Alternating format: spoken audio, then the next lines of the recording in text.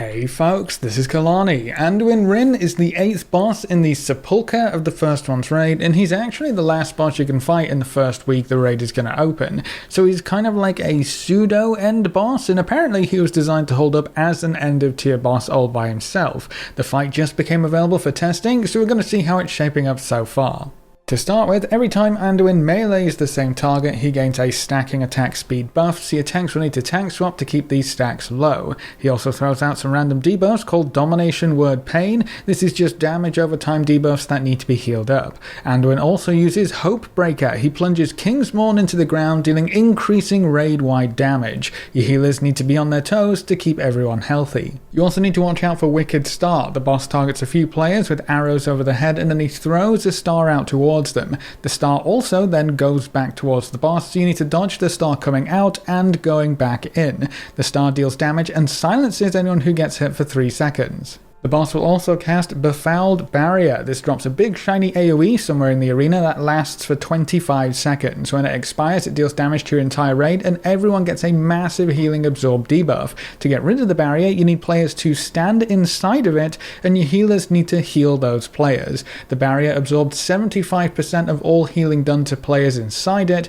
and as it absorbs that healing, it gets smaller and smaller until it disappears entirely. Stacking your entire raid in the bubble and using a big raid cooldown got rid of these barriers very quickly. Anduin will also use Blasphemy. He marks several players with a light debuff or a shadow debuff. After 6 seconds, these debuffs explode, killing anyone within 8 yards of the player. To get rid of these debuffs, a light debuff player needs to run into a shadow debuffed player. So opposites get rid of the debuff for this one. If the same type of debuff touches, or if a marked player touches an unmarked player, the explosion goes off as well. So you can only touch opposites with this ability.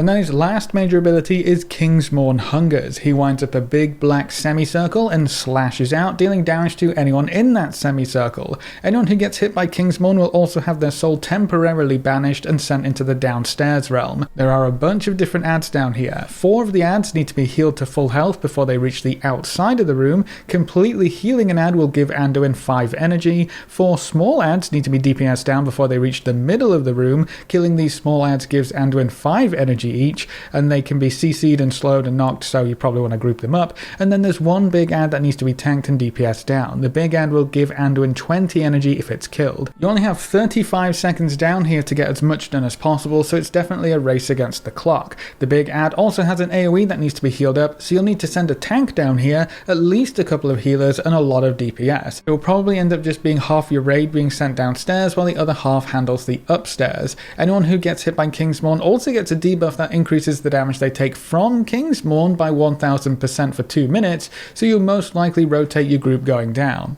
There is a total of 60 energy available in every downstairs phase, and to push the boss into the next phase you need 100 energy, so you'll need 2 downstairs phases minimum, and you can probably mix and match which adds you take care of, or just try for the max 60 each time to give yourself some extra leeway if something goes wrong in one of the phases. If you manage to restore 100 of Anduin's energy, you enter the intermission phase and the remnant of a fallen king pops out, and it might look very familiar. That's ARTHAS' Lich King model right there, and he uses some of the same abilities. While the remnant is active, Anduin is stunned, and 150% of the damage taken by the remnant is transferred to Anduin, so damage is going to be very important in this phase. While the remnant is active, your raid will take constant damage from Remorseless Winter. The damage also increases every 10 seconds, so this will start to hurt very quickly. It also uses Soul Reaper on the tanks, dealing a massive amount of physical damage, another chunk of Shadow Frost damage. It leaves a debuff that increases the target's damage taken by 150%, and it gives the remnant a 100% increased attack speed buff,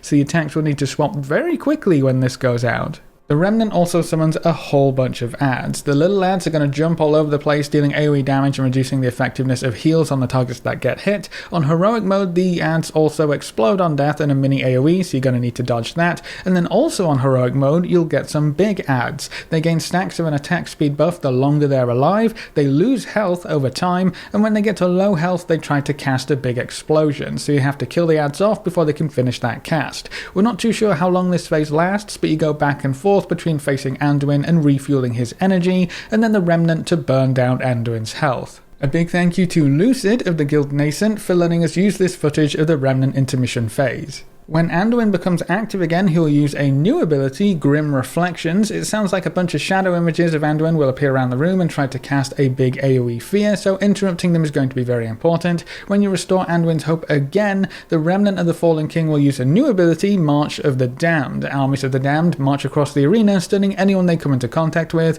so that's probably just a typical moving monster wall dodge. And then there also seems to be a burn phase the last time you face Anduin. He keeps most of his abilities from earlier, some of them are empowered, and you have to manage stacks of a new debuff. Anduin will have some moments of clarity, creating safe zones for you to use, and there are a lot of mechanics that stack in intensity, so the last leg of this fight will definitely be a race against the clock.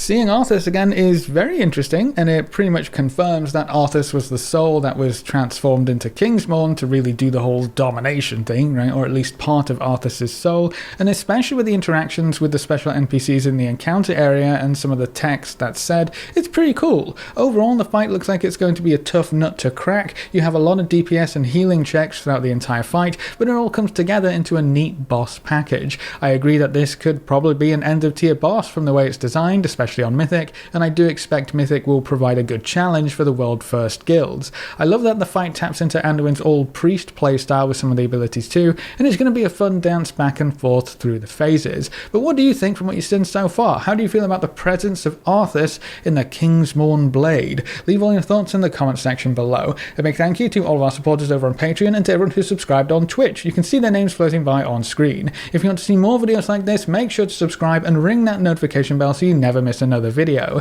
Thanks for watching, folks. Good luck and have fun, and as always, I'll see you next time.